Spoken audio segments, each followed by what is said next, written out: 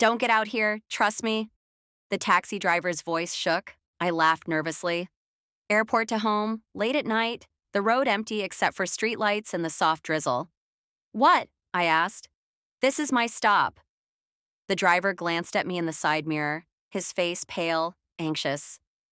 Please, he whispered, keep your seatbelt on. Then, red and blue lights flashed behind us. Police. My heart raced. Relax, I said. It's probably routine. But the driver didn't stop the car. He locked the doors. This isn't normal, I said, panic creeping in. He gripped the steering wheel tightly. They're not here for you, he muttered. They're here for me. I laughed, unsure whether to scream or stay silent. Police cars closed in. Officers emerged, megaphones raised. Turn off the engine and step out of the car. The driver's breath quickened. Listen, he said. Whatever happens, don't tell them your name. My throat dried. Why? I asked. If they find out, you won't leave here alive, the officer shouted again. Last warning. The driver slowly pressed the accelerator. The police honked aggressively. I picked you up for a reason, he said, because you were alone. This isn't a movie, I said, caught between fear and confusion. Stop the car. An officer drew a gun. I didn't know, the driver whispered, that they'd come today.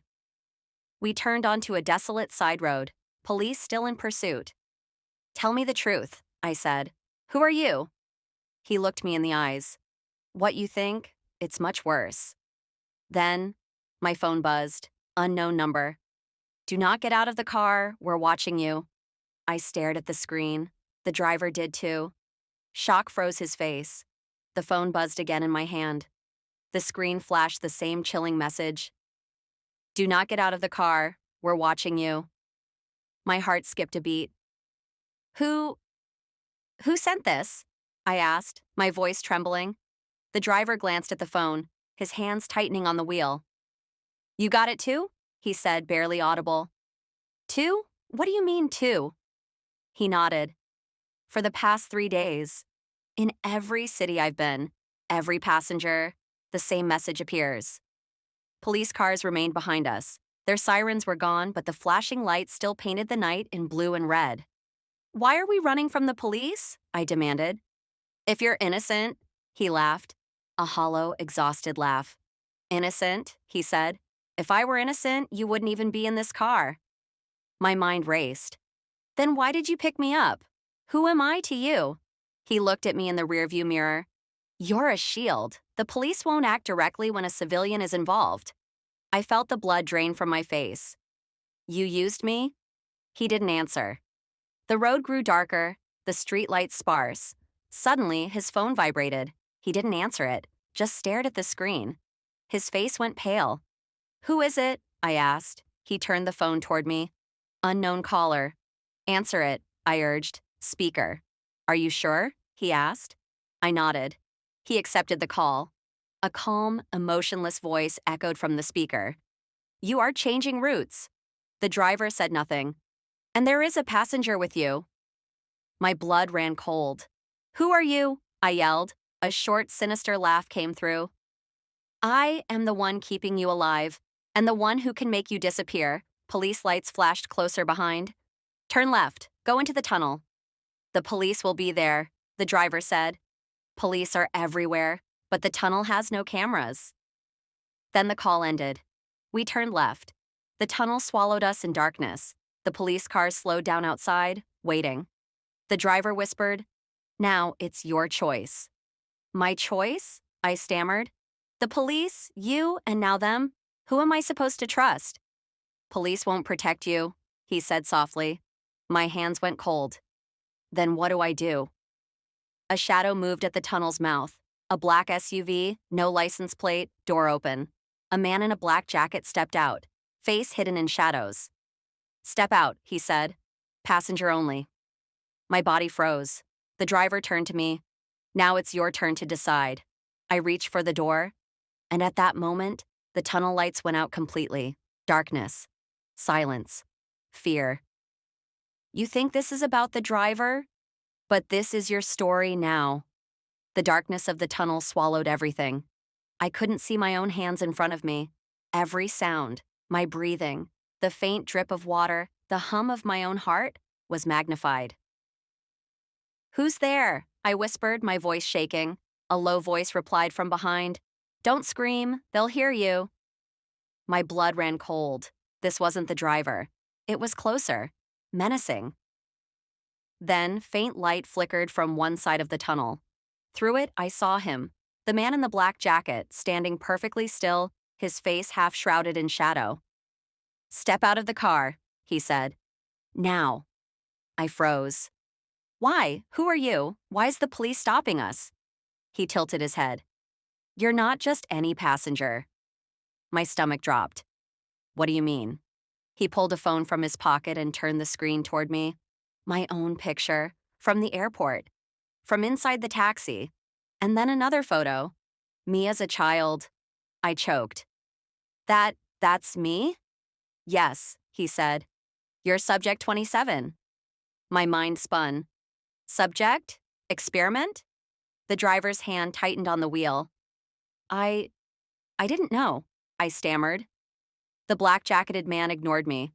"Police stopped here for a reason. Cameras can't see inside this tunnel, but we can, and we've been watching." I swallowed hard. "Why me?"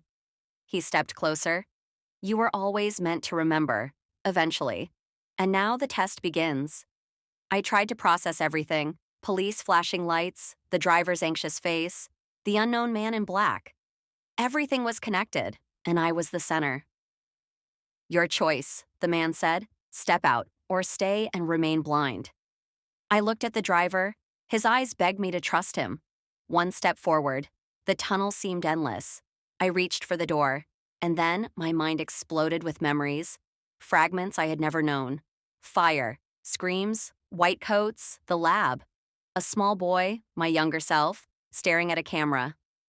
"If I forget, find me." I stumbled back into the car. The driver gripped my shoulder. "You're the key," he whispered. "The one they've been looking for all these years." The black-jacketed man's voice cut through the chaos. "Step into the light, now, or you'll never leave this tunnel alive." I took a deep breath. And then, darkness swallowed us completely. My head was pounding. Fragments of memories came in flashes. Broken, fragmented, like a film cut into pieces. Fire, screams, the lab. I remembered myself as a child, surrounded by people in white coats, monitors beeping, voices shouting instructions I couldn't understand. "Stop it," I shouted. "Turn it off." The black-jacketed man ignored my panic. "This is just the beginning," he said calmly. "Breathe. You're about to remember everything." I gripped the seat, my pulse racing. "Who are you? Police? Government? CIA?" He leaned closer, expression unreadable.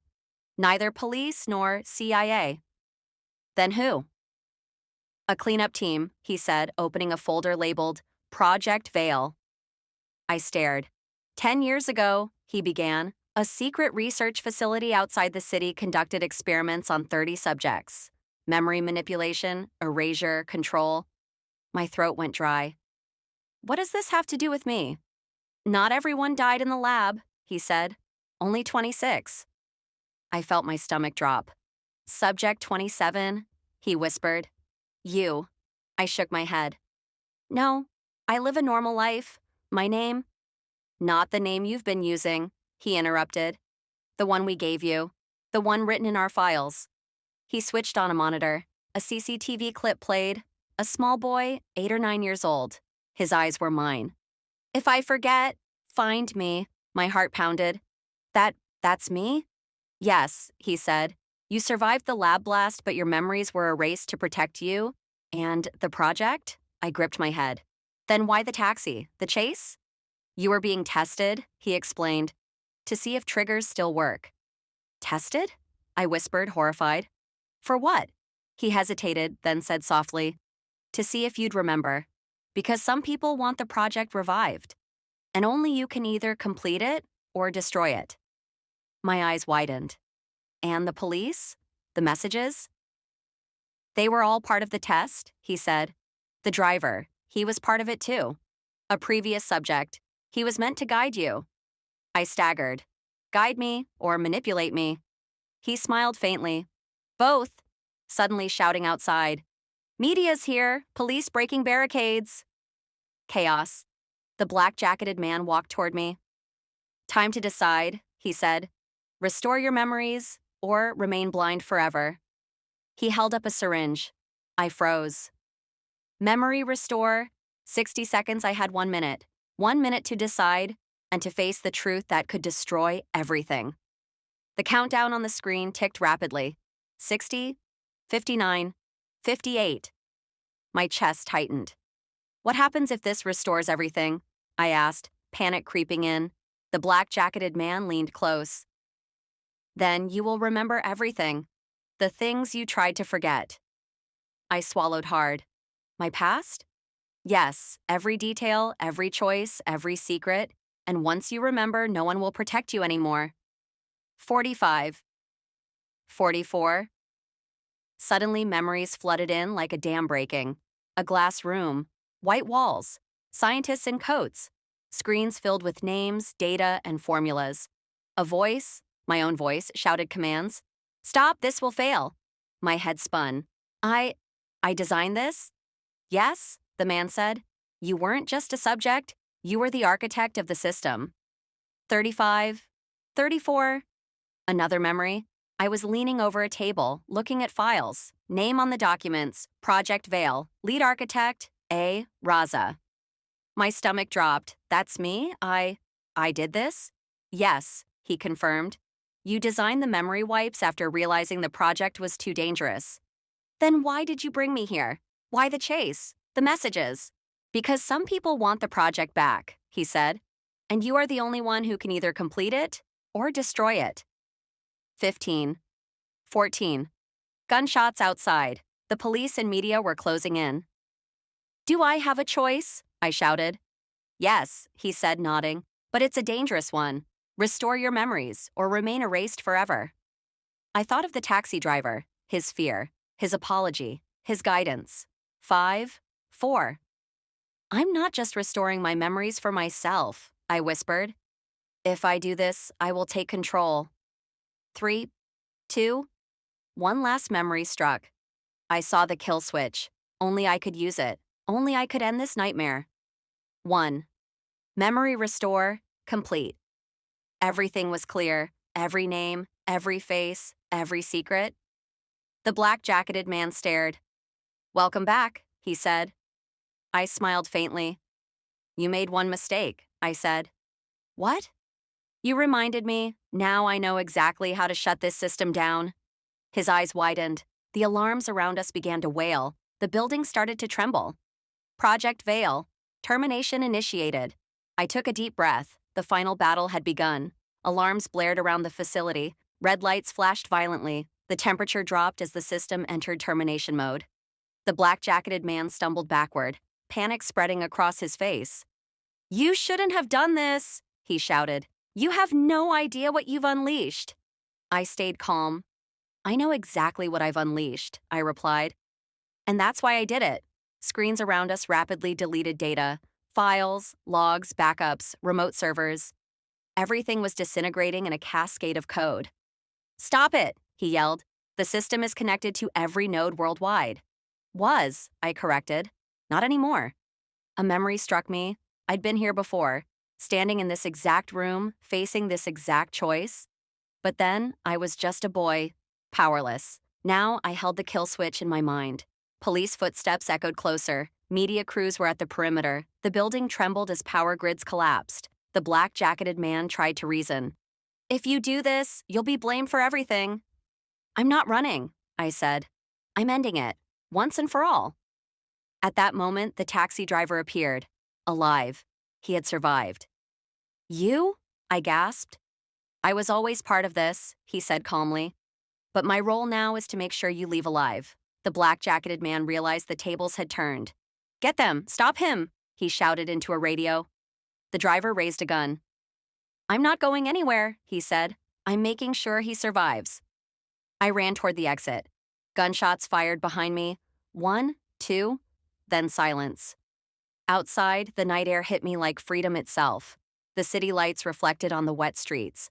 Police and media were busy at the building. I disappeared into the crowd. My phone vibrated. A message. System dead. You are free. I tucked it away. Then I found an envelope in my pocket.